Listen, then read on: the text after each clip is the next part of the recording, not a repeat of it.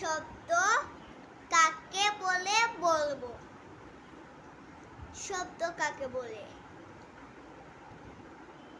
এক বা একাধিক বর্ণ মিলিত হয়ে অর্থবোধক অর্থ প্রকাশ করে তাকে শব্দ বলে।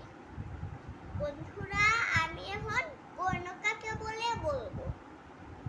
লেখার সময় ভাষার ধ্বনির জন্য যে সাংকেতিক চিহ্ন ব্যবহার করা হয় তাকে বর্ণ বলে। বন্ধুরা, আমি এখন বাক্য কাকে বলে বলবো। কয়েকটি শব্দ পাশাপাশি বসে যদি সম্পূর্ণভাবে মনের ভাব প্রকাশ করে তাকে বাক্য বলি। নমস্কার।